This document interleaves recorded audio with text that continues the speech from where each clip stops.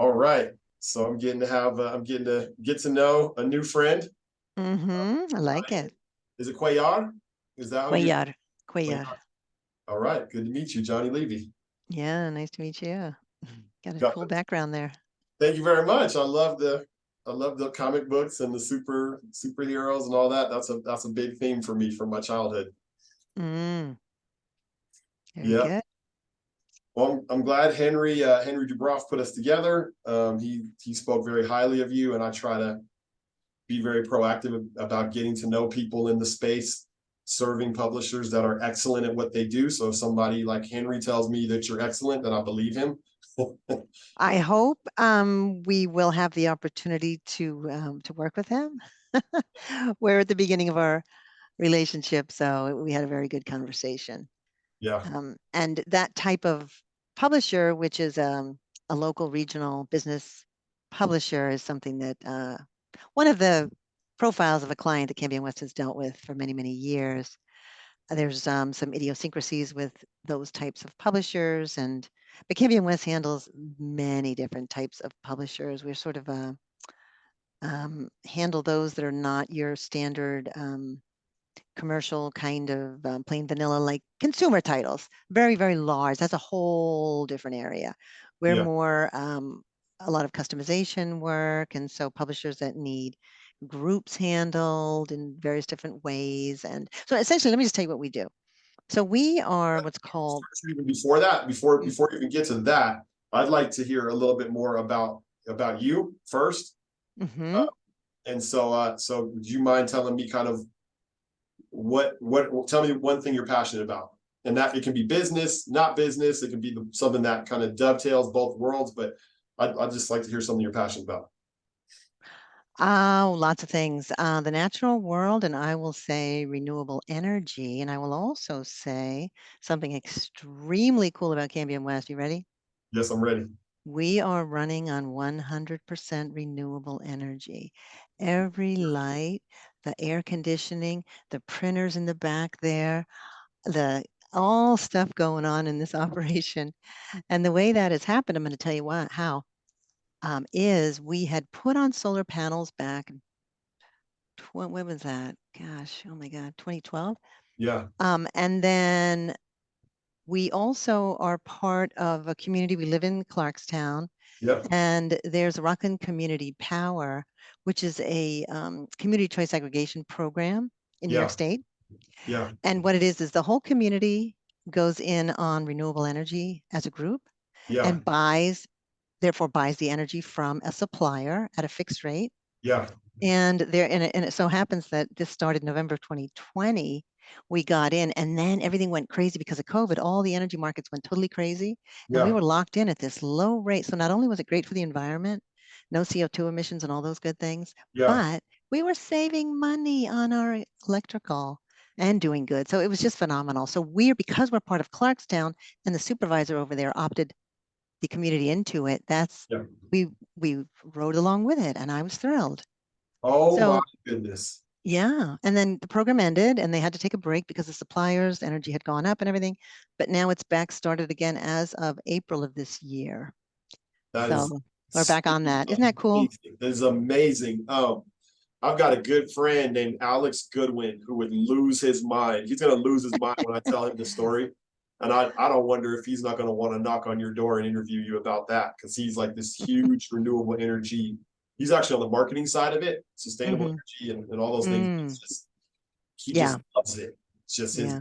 he posts about it on LinkedIn. He's kind of a thought leader in Mm. that area. And I just wonder what he's going to say when I tell him. But I'm going to tell him about this. It's something that's important to us. We have plants all over the office. I don't know if you can't see mine very much, but Yeah. I've got, and all through that area of the office. So that's always been part of who we are, Yeah. is being in a green space for our employees, Yeah. for clients that come in and see and visit us. They see all these plants everywhere. It's just Yeah. part of our identity as a company, that kind of thing. And where did that part of your identity come from? Well, I started the business with my dad many years ago, and my mom was the plant lady. And he retired in 2014. Yeah. And so it's always been in my life. And Yeah. then with her shepherding that through, we kept it after, Yeah. they left. So Yeah. they're down in New Jersey now, but yeah, so we've kept all of that up. And I'm a huge plant person. So Yeah. it has to surround me. It keeps me centered. It keeps me grounded. Oh my goodness, man. So my wife actually keeps our house. I could take you on a trip around my house, and you would just see all the plants that my wife has all around the Mm, house. And for her, it creates peace for her. Like, I don't understand that. I don't connect with that. But for her, it creates this feeling of peace. That's how I would describe it. It makes the mm. house peaceful. And I don't know why, but Yeah, it's true. And that is the ideal vacation, is going to the Amazon yeah, jungle, even with all the heat and all that, is being yeah. surrounded by that energy. It's great energy. Wait a minute. It's So very calming energy. have you been there, or that's like a big dream for you to go there? Several times. No, my husband is from Peru. Oh, Met cool. him in Peru. I lived in Peru. Yeah. So we go every year, but when we go, which is Lima on the coast, we always take a trip somewhere, and I love going to the Amazon. So as often as I can, we visit there. Okay. We went on a birding trip one year, a couple of years back with my sister. In fact, it was when COVID started. We almost got stuck in the country. They closed the borders. It was March of 2020. Yeah. Yeah. So, and that was a birding tour, and the guy was phenomenal, the knowledge he had. And what he wanted to do, this is so off topic, but It's on topic. This is the topic right here. Yes, please give it to me. what Saturnino Yactawaman was his name, and he wanted to have birding knowledge be taught to the local Peruvians, because it was often foreigners coming in, Yeah. people, you're from Europe, from United States, coming in and do these birding tours. And the richness of the birding there is phenomenal. Yeah. So he really was about getting locals interested in the topic. And so he would take people out on trips and all that. So we then formed a group and have sort of this relationship with my sister's organization, Pasadena Audubon, to send binoculars down, to send scopes down, to send things down for them. And it's just great. So Oh my you goodness. never know where these things take you, do Yeah. you? But that's the real stuff, because so much of how you do business has to do with who you are in your heart. That's so Does true.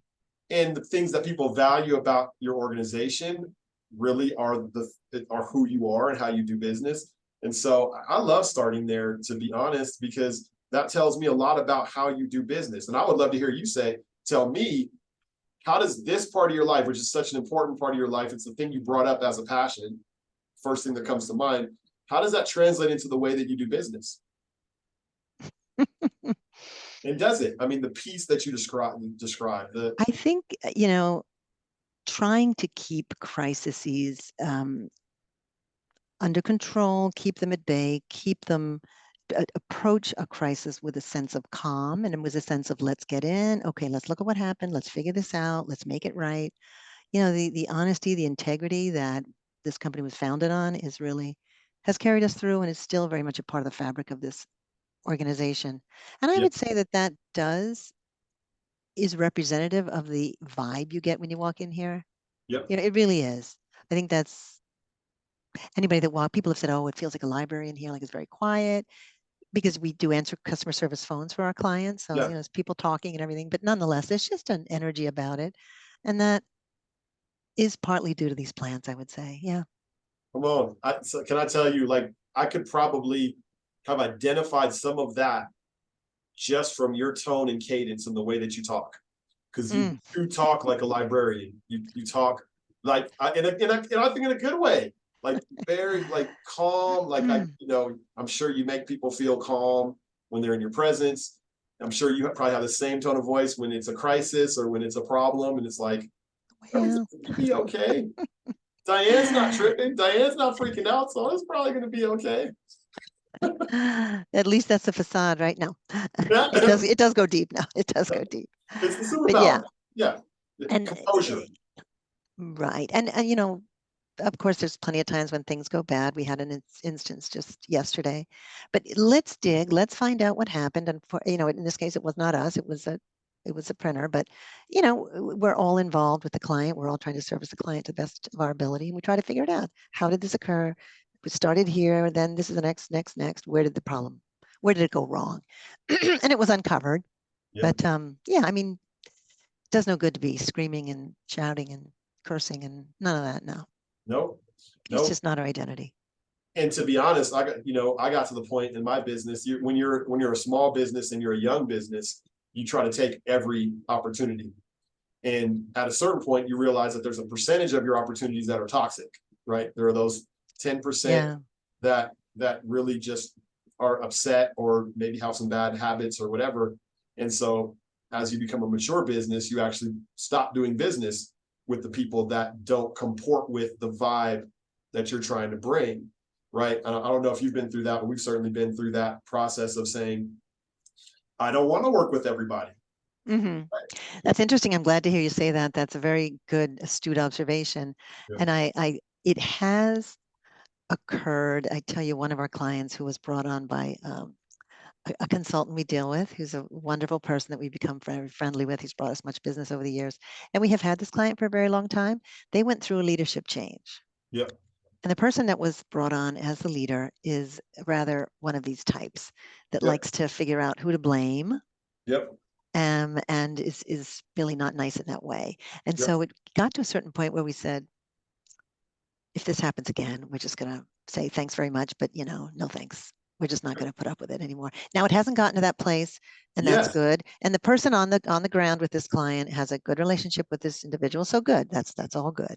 It works And we out. hope it stays that way. But Yeah. yeah, you're right. No, it comes to a certain point where you say, you know what, we're just not gonna. It's not worth it.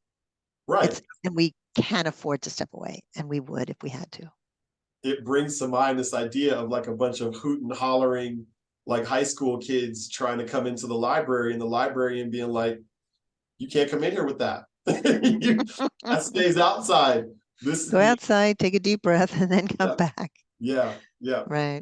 I will tell you, yeah, the time that some of the best decisions I've made for our business have been those moments when I've been able to say, all right, team, what do you think? And the team saying, like, I don't think their DNA lines up with our DNA. And if we're going to be self-consistent, I don't think we should do business with these people. And then having the guts to go and say, like, hey, no dig on you. We just don't think that our organizations are a fit. And Yeah. be okay to take the loss on that. And then do what you can to also make sure that you never leave anybody in a lurch, right? So I'm not trying to like pull the plug tomorrow and you're stuck with no options. But I'm saying, like, no, let's have a transition plan because this isn't going to work. And that's okay for that to happen in the world, right? Yeah, it is. It absolutely is. Yeah. All right. So that's an incredible backdrop that you've given me about, because I will say, I believe that your product is your culture first. I believe this, right? So if you ask me what's our product, before I even get down to like, we do nominations and research and all that kind of stuff, I'm going to say partnership is our product. And not as a marketing ploy, not as a trick.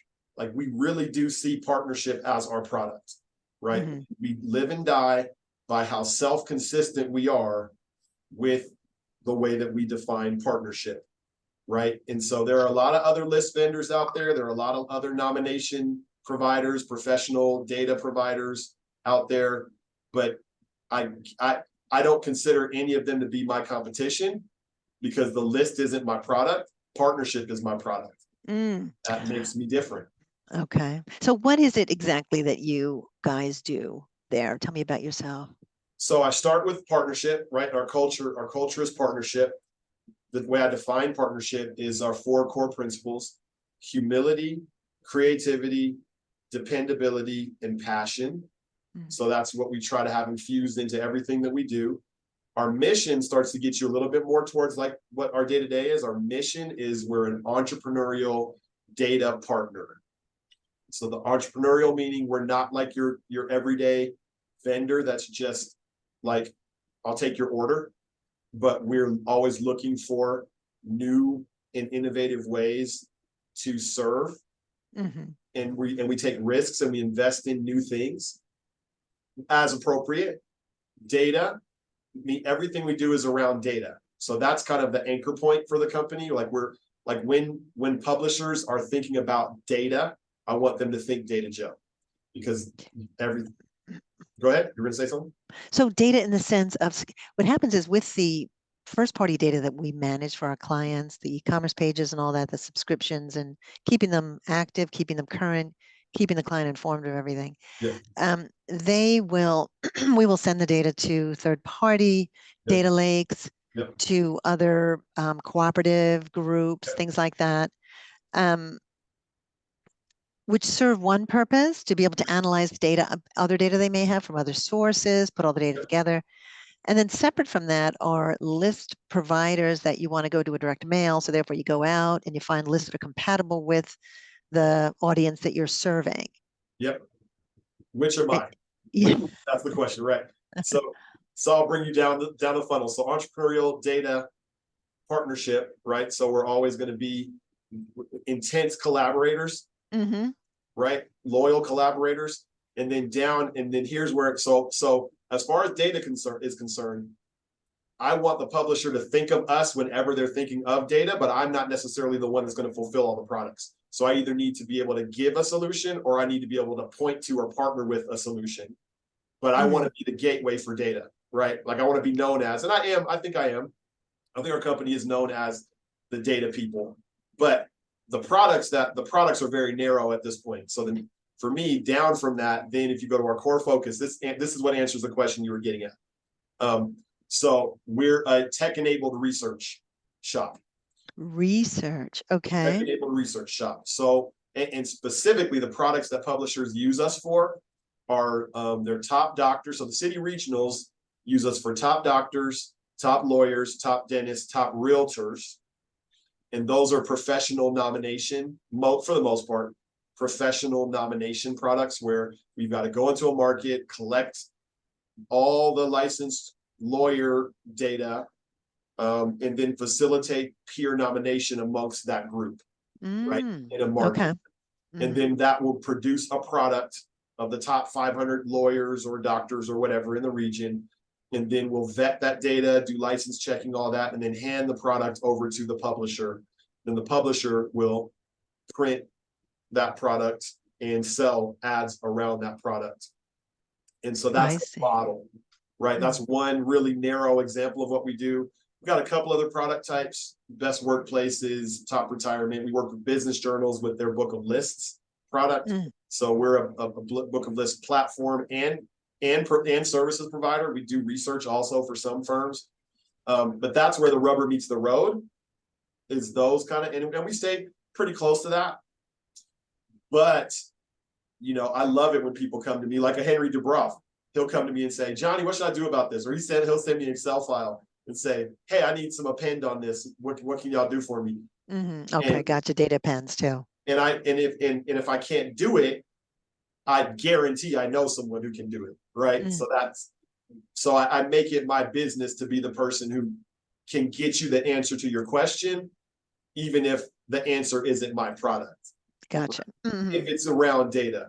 So Cambion West, it's good for me to know what you do, because then it means that as I'm cultivating the persona of come to me, if you have a question about data, regardless of what the data is, then I'm going to have you in my back pocket that, okay, for that type of a data question, you need to go to Cambion West because they'll take care of that for you. So does that make sense? That's wow, that's amazing, because you've got a team of people that are going out there and researching a targeted geographic area to try to get as much information around a particular subject as possible. Wow. Correct. Yeah, we're very good at that. Like our little narrow niche, we're extremely good in terms of just knowing where to get it, knowing how to append it, how to supplement it, all that kind of stuff. But and then I guess once you establish a product like that, then you have an annual upkeep and to be able to keep it current. We'll just keep doing, we'll keep doing the research campaign each year. So these are typically annual products. So yes, exactly right. Once it's established, it tends to be annual and perpetual. And what about the opportunity to search, like so in other words, it's configured in a database structure so that part of the product that the publisher can offer is data. So you're offering content of the periodical, let's say, or the product content on the website, which is coming through our API. They're a subscriber. They've subscribed to the base. Yeah. which includes archives of past issues and so forth. But then there's another product up here, which is data that they Yep. can go in and charts and data, which is actually is actually a database that is where that's all residing behind the paywall. So are you packaging it, able to package it in a format like that and present it as a database, a searchable tool? Great question. So I would say for the business journals, yes, because the data lends itself to being a product, right? So if we're if we're doing book of lists, which I'm sure you're familiar with that product, right? With the business journals, then that makes sense to offer as either a subscription enhancement or a purchasable product, and it's where A you standalone. walk away. And both of those we can facilitate through our platform in partnership with a paywall provider like yourself, or which I'm assuming that's part of what you do, is provide some paywall. So I mean that's part of what you do, not all of what you do, right? I'm assuming. Right. So in other words, all the content is sitting on their WordPress platform or their Drupal platform or whatever their platform is, all the content, the changing out of the content and all that. The access through the paywall is us. Yeah. So they have to have subscribed on our e-commerce pages, and then they're making a call to our data to say, oh, is this guy entitled? And what level of access does he have? Yeah. That's So us. Yeah. in a practical way, anybody who's using Data Joe, because we're also a platform. So anyone who's using our software as a service platform for their book of list research, we would then sync up with you, to create single sign-on, and and then we provide the access level that you deemed appropriate based on your paywall verification. I'm not using the right terms here. No. I'm getting it. I think so. You're saying that the actual data and access to that data is residing on your platform. Correct. So the link through from their content management site to you is okay. Gotcha. That's helpful. So at some point, you and I will probably have that conversation. Well, you won't be talking to me. You'll be talking to probably Caleb or Jake on my end, who talk about the technical implementation of that to make sure that it's seamless. So that's now, but I will say your larger question, like we are collecting. I mean, I've got thousands upon thousands, tens of thousands, maybe even higher than that, of professional email addresses and professional contact information that really just sits fallow in our system, because the market, in a consumer market where we're doing top doctors, the person that would be interested in buying the information for the doctors that participated isn't somebody that the consumer facing publication would be concerned about or would be interacting with. Does that make sense? So the lifestyle, like a lifestyle magazine, their client is the lifestyle reader, who's a community member who wants to know about good food and good events in the area. None of those people are coming to the city regional magazine so they can buy data about doctors or lawyers or dentists or realtors. So there is a secondary market there for us that is untapped as of now. It's untapped, right? Because we have this data in a database, but we're not monetizing or leveraging it. We're creating these products and then moving on to the next product, right? So I think if you saw an opportunity there, you were correct that there's probably an opportunity for us, but we don't know what it is and haven't capitalized on it in any way yet. So the point of doing the research, the point of all of that your staff is doing, is to put together a product. The end result is a product. Correct. It's going to exist as a product, but the individual data in there also is potential for other use, perhaps. Potentially valuable. Yeah. So cool.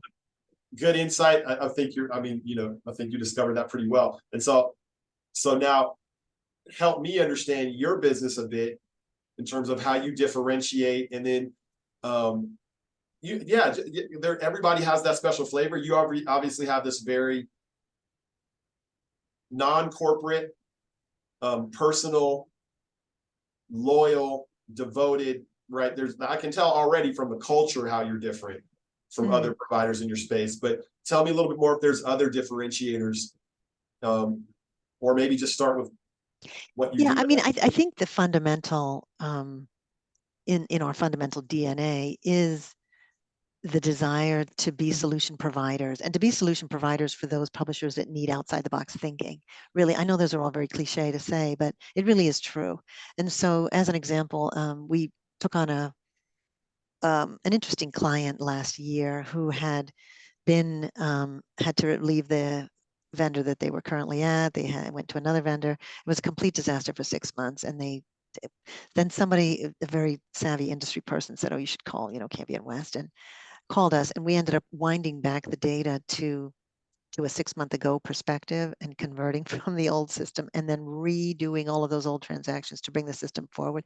Because this is the case where somebody says, "Oh yeah, I can do that. Oh yeah, no problem. Oh yeah," and not really understanding the fundamentals of it. But I must say at the same time, no matter how much discussion you have with somebody who is a potential client, really until you've actually converted the data and until you're really starting to go, then the wheels start turning and then you start learning, oh, I didn't realize about this, but let's build a solution for that. Or, oh, I didn't realize we had to do that, but let's build a solution for that.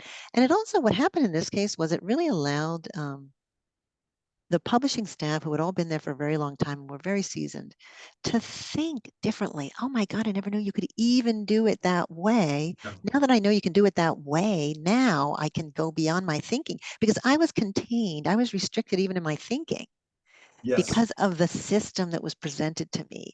Now Yes. that I have this other system, I can even think more expansively. And that's so cool when that happens. Yes. So that's what really makes us excited about coming to work every day, is finding out how can we do something as efficiently as possible, and how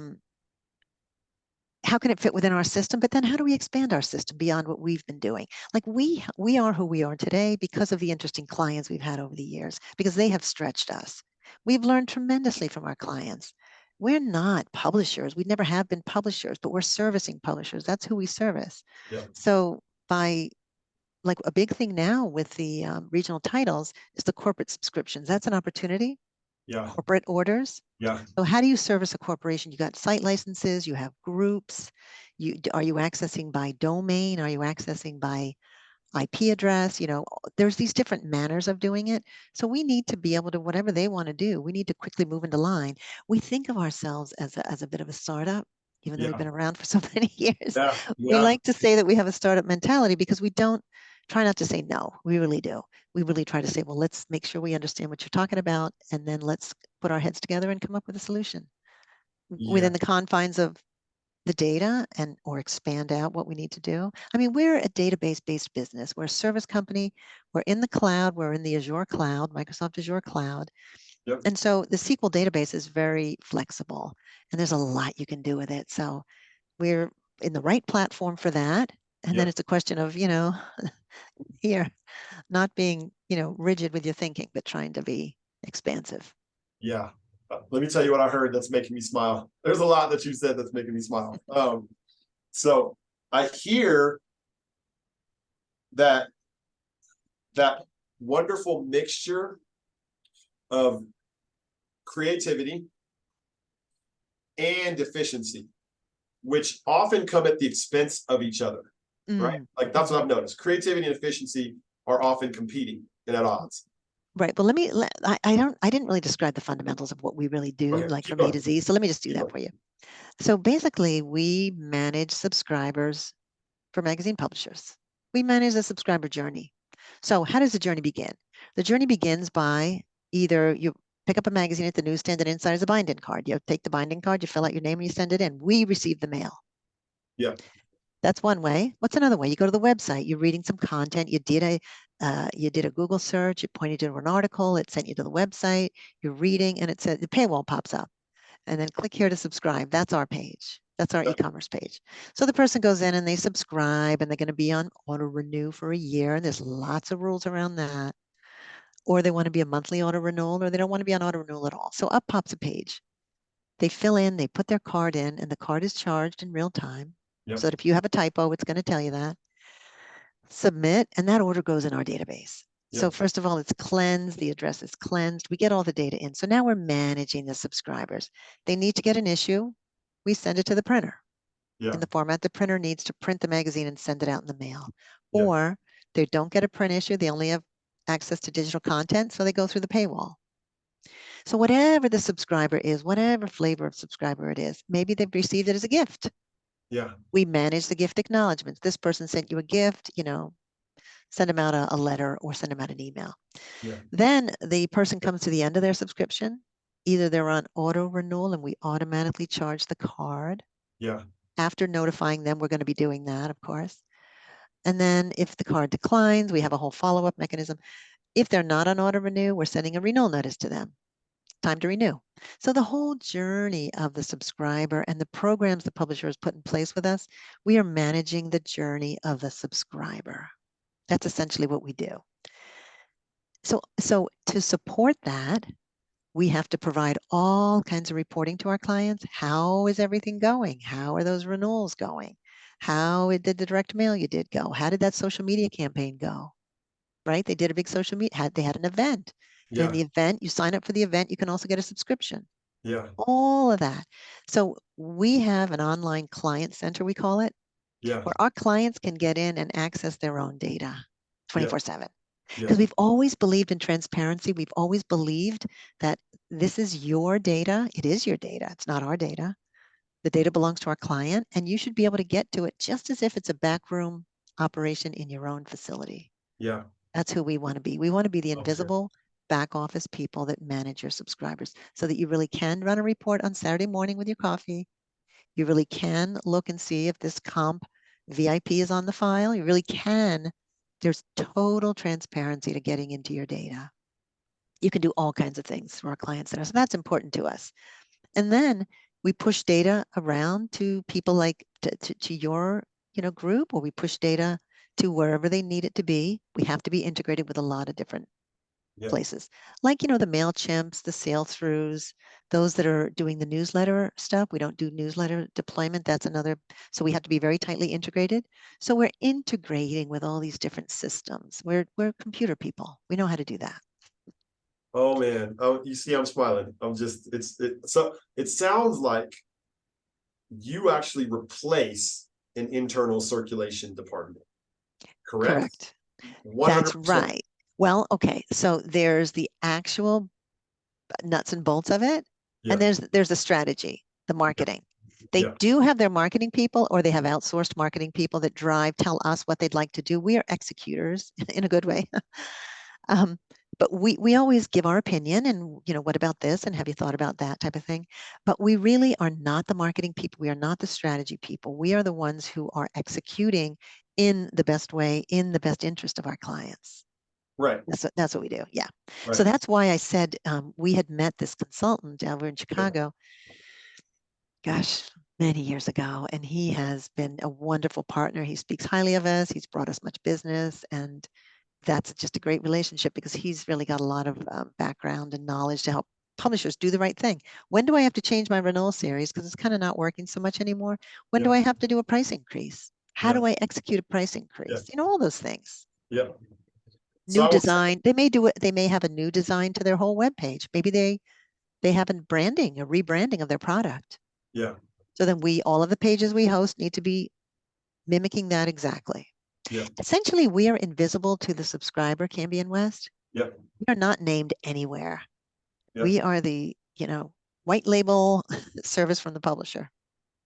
Yeah, I got a couple questions about that. But the first is, do you mind if I know who the consultant is that refers you? Do you mind if I name him here? Because I think that adds credibility for anybody that does end up watching this later. So is that?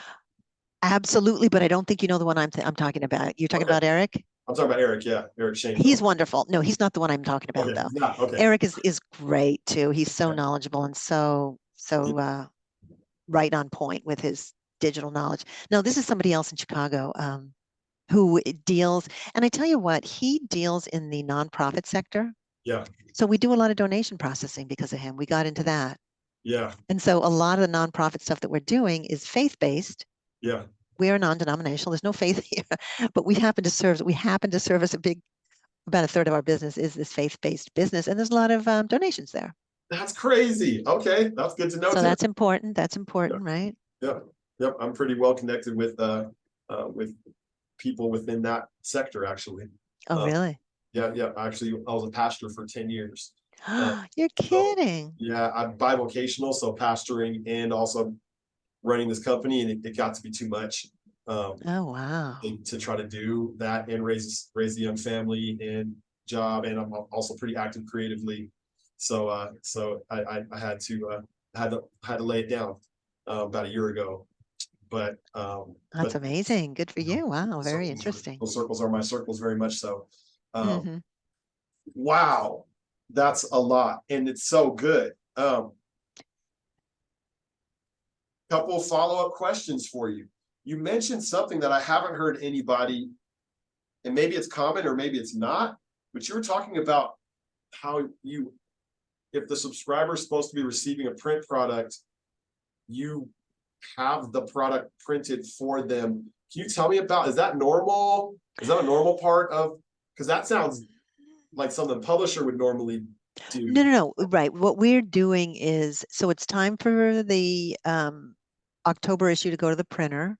Yeah, The October issue has to go out the door. yeah, So we're saying who on the file has a print component with their subscription. yeah. Those guys, grab them, put them out in a file, send it off to the printer. We're sending data. All right. Got it. You're saying Yeah. data to the printer. Okay, excellent. And is that a normal, and that's a normal function for someone that's in It is, yeah. position? Okay. I mean, it used to be all of those many years ago. We used to print these scads of labels, paper, and then ship it across the country to the printer. Yeah. Thank God that's all changed. We're now just sending a file by FTP, secure Okay. FTP. All right. So it goes without saying you've got a strong technological development team and a strong internal data team in terms of people that are making sure database. If you're managing database, you got to have database people who are worth their salt. Absolutely, very important. I know that I have those too. So I know how important and also how rare the skill set is. There's a lot of people that say they're good at database, and then there are people that are actually good at database. Right. That's true. And the new thing for us was we all for many, many years had our hardware that we serviced ourselves here on premises, but then we went to the Azure cloud back in 2020, only fairly recently, coming up 3 years now. Best decision, totally the right decision. Scalability for all that they offer. I mean, it's not cheap, but it's the absolute right thing to do. Yeah. So that, it's one of those things that's a cost of doing business. You can't pass that along to your clients, but it allows for a lot of scalability and growth, and it's the right thing to do. So, all right. So tell me what your clients say about you. People that use Cambion West, what kind of feedback do you typically get about their experience? I think what it comes down to is the ability to be the solution providers that we are. So in other words, coming up with those solutions, executing on them, doing it in a reasonable amount of time, at a reasonable price, and just being partners. So we're really partners in the success of their business.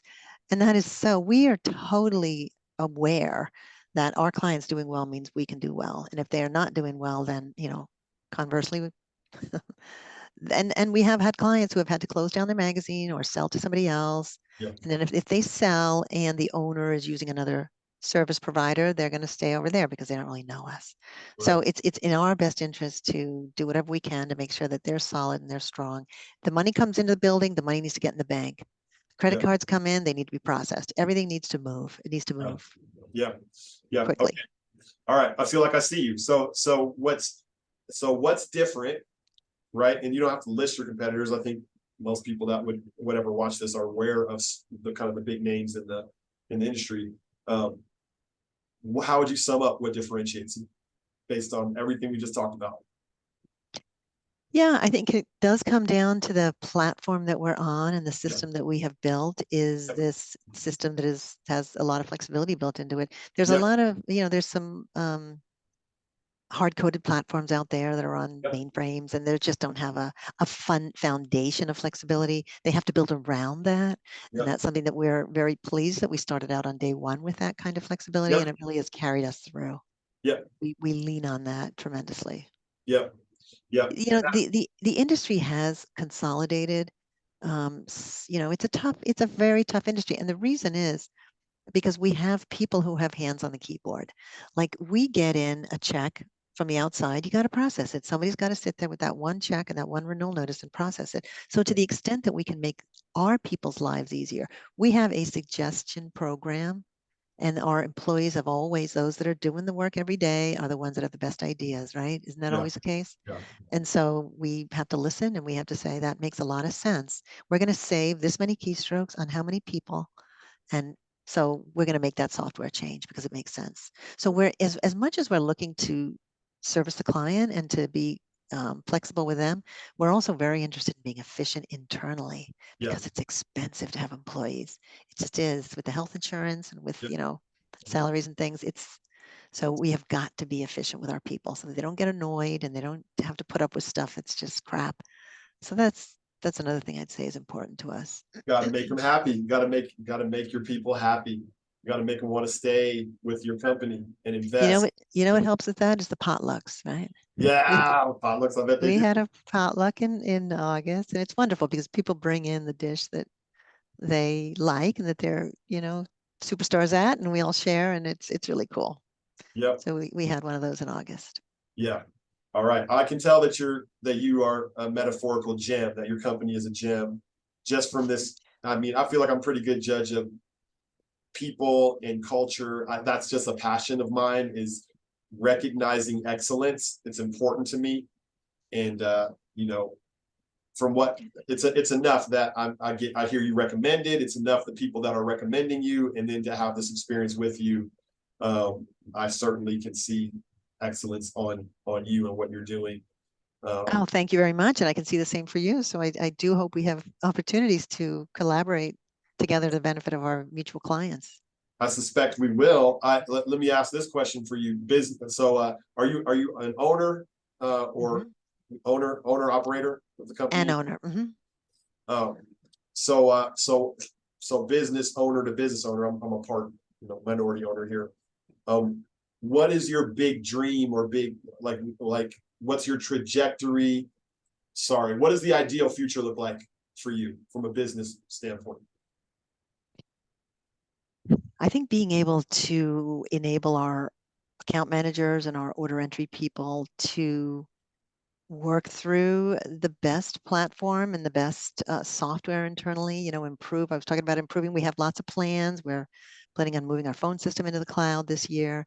We've got other plans for other parts of our business that the client will not notice really, but that will enable us to be better at doing what we do.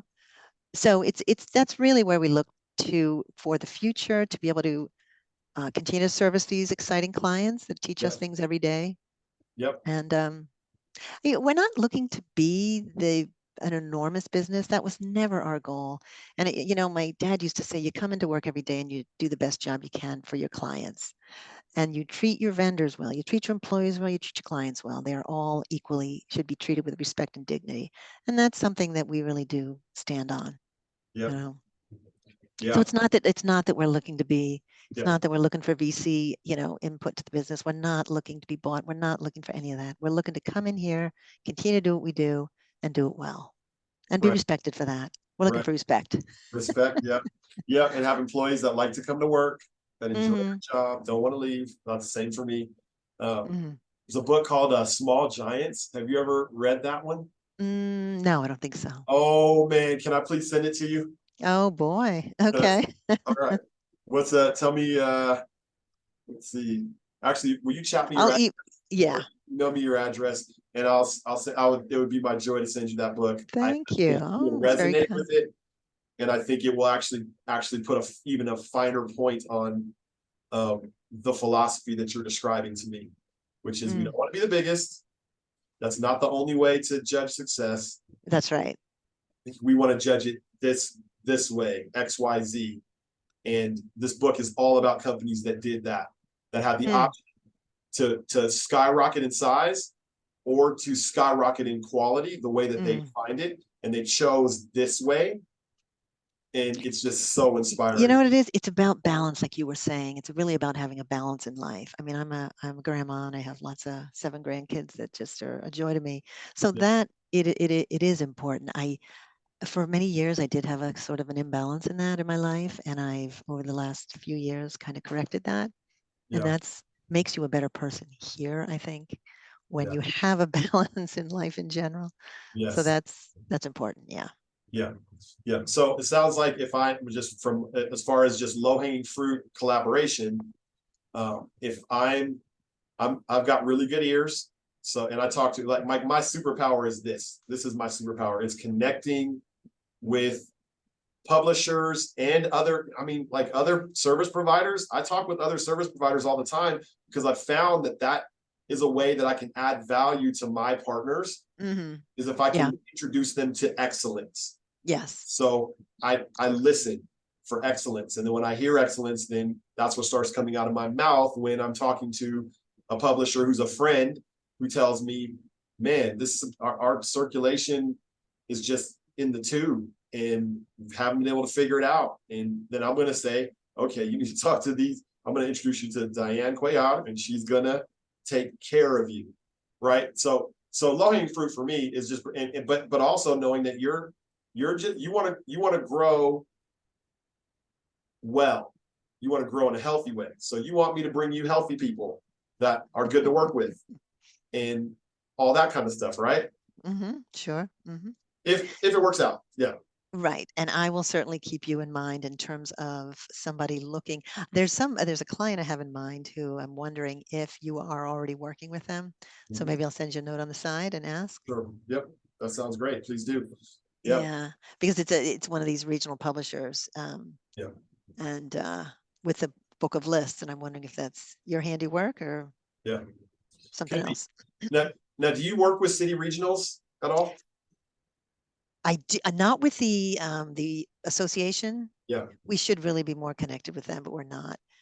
So we just have a number of clients that are city regional titles in the Northeast here. Hopefully with Henry out in the West. Yep. And a couple of others around the area, but yeah. All right. I mean, it's something that because we have several clients like this, we understand the niche, then it lends itself to increasing that client base for sure.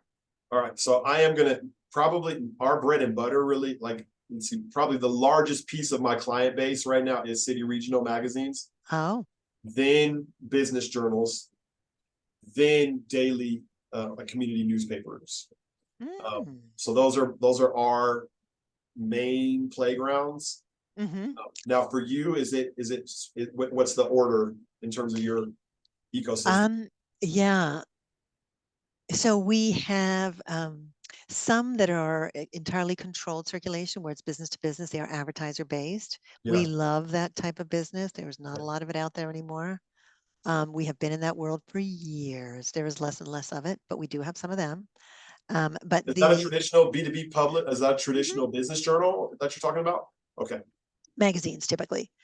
Okay. These are B2B that are non-paid. So you're receiving it because you work in the industry. So you're servicing the advertisers. The advertisers are buying based on eyeballs. Is that like a Georgia trend, Florida trend? No. This is trade, like medical publications that are to doctors or to ophthalmologists or to trade. Exactly, it's trade publications. Okay. Yeah. Okay. So trade pubs the number one. No, that's not. I'm sorry, that's not number one. I just started with that one. I don't know why. Okay. Because that's the that's the we love that type of business, and but there's not a lot of it. No, I would say the faith-based nonprofits. We have some these regional business titles. We have other business magazines that are specialized. So it's a lot, mostly business titles. Some consumerish ones that are, but they're paid subscribers. It's all of that same ilk, really. But the ponds that I shared with you are all places where you would be applicable, right? City regional, business journal, and daily and newspaper, or no? Like are those?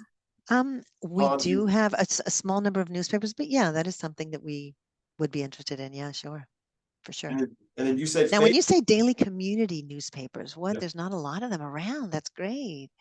Yeah, community newspapers. I daily, a lot of they used to be called dailies, but not all of them are publishing daily anymore. But I'd say community newspapers and community newspaper groups is definitely one for us. Yeah, that's good one. But when you say faith-based nonprofit, what do you? So Christian and Buddhist and just different faiths, Lutheran and Presbyterian and Catholic. So but in like other words, the association. No, Like, not an no? association. No, these are just servicing a community of people Yeah, that want to read their slant. yeah, And there is donation processing. So, for example, you have a web page and you're taking a subscription to this because you like the editorial, yeah, and you want to throw in a donation, and yeah. we will process that and record that for the client. Keep track of donation processing. Um, but yeah, these are just faith-based. I can send you They're a couple of publishers. names to look at. Publishing magazines. Yep, These are these are magazines. magazines. Okay, that's Magazines. what I Yep. was getting at. So I was like, when I hear nonprofit, I didn't tie that to also publisher. So yeah, Oh but yeah. obviously it has to be a publisher. So maybe that's on me. That's right. They're all, that's right. We're Yeah, basically, we're magazine publishing yeah, service. But, you know, I always say to people, it's what we are, we manage subscription. So whether it's Netflix yeah, yeah. or all these other products that are subscription based, we could service all of them. We are servicing subscribers to a product. And the product is bin magazines, but it could really be anything. Oh man, Subscriptions. now you're blowing my mind. I have to ask you about that later because man, so now you're talking maybe it's you Well, applicable outside of even the publishing realm. Crazy. absolutely. I mean, have we done that?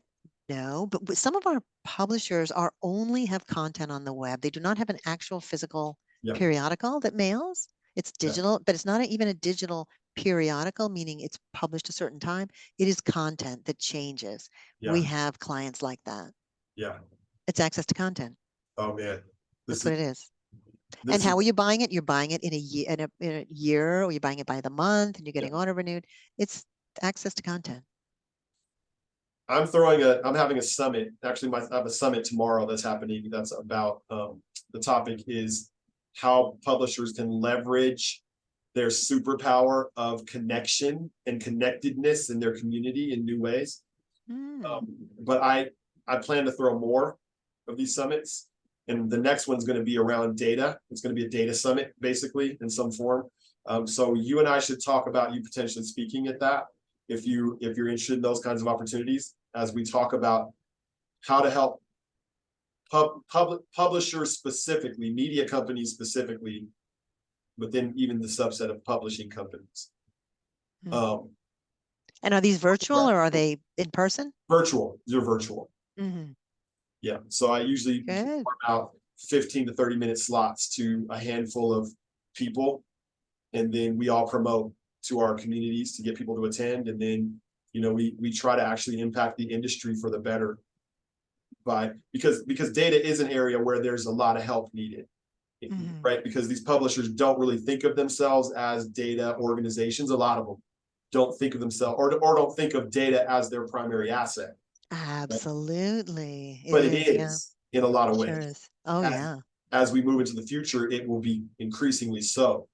So I want to get ahead of that and bring geniuses together in different realms of the data world. And I think you seem like you would be a good person to represent the subscriber data part of the equation, potentially. Does that sound like a good fit? That does. That sounds interesting. Very exciting. Mm-hmm. Okay. All right. Very Sure. cool. I'm going to stop recording now. This was a beautiful time, and then we can talk a little bit offline.